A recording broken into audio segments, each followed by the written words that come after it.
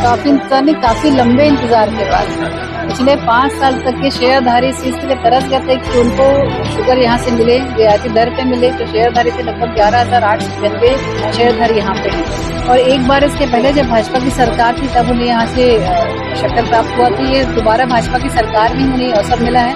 और मैं बहुत धन्यवाद करना चाहूँगी हमारे सीएम साहब का, आदरणीय मुख्यमंत्री जी का, कि उन्होंने इस विषय को गंभीरता से लेकर के और आज यहाँ पे इतनी बड़ी संख्या में से कवर्धा की बात करें, पंडरिया की बात करूँ, वहाँ पे इस विषय को संज्ञान में लेकर किसानों के हित में निर्णय लिया है।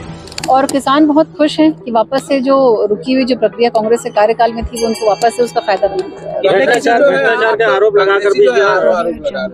का आरोप लगाकर पुतला दहन करने वालों के लिए क्या बोलेंगे?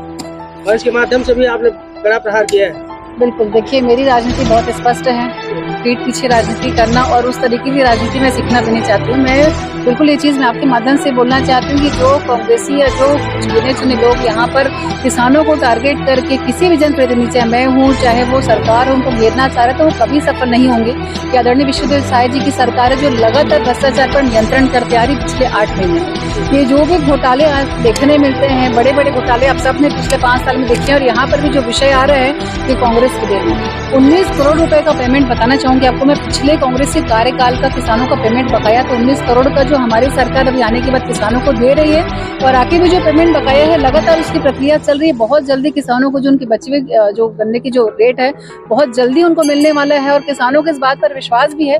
और मैंने वही चीज सार्वजनिक रूप से बोली है कि जब भ्रष्टाचार का आरोप चाहे सरकार पे लगाए चाहे किसी व्यक्ति पे लगाए, जब तक कि उनके पास प्रूफ नहीं है, मुझे नहीं लगता कि ऐसी बातों को करना चाहिए। और कांग्रेस की कथनी करनी आप जानते हैं, आज वो आकर के कभी यहाँ पर अंतर जांच में कर रहे हैं। तो मैं पूछना चाहूंगी कि क्या ऐसे लोगों को कार्रवाई नहीं करनी चाहिए जो यहाँ पर सिर्फ अंगूठा लगा करके निकल जाते हैं और जो सही में यहाँ पे जो काम करते हैं मजदूर उनके हक का पैसा खाते हैं। क्या मनरेगा का पैसा, कलेक्टर से भी बात हुई है, इसके पहले भी लगातार चर्चा हो रही थी कि अगर ऐसी गड़बड़ी पाई जा रही, क्योंकि शिकायतें हमारे पास आ रही थी कि पिछले कार्यकाल में कुछ गड़बड़ियां हुई हैं। अगर लगता है जांच कमेटी उस पर बनाएंगे और अगर लगता है कि जांच कमेटी में कुछ पाया गया तो निश्चित ही 100% कार्रवाई उस पर होगी। देखिए, भ्रामकता फैलाना और उस पर विश्वास करना दोनों बहुत अलग चीज है। अगर ये नगाड़े बजा कर भी मेरे विषय में अगर लोगों को जगाएंगे तो मेरी जनता पंडरिया की ये बात अच्छे से जानती हूँ कि भावना दीदी कैसी है और क्या है। इसलिए मुझे इस चीज की चिंता नहीं है कि कांग्रेसी या दूसरे लोग मेरे बारे में क्या बोल रहे हैं।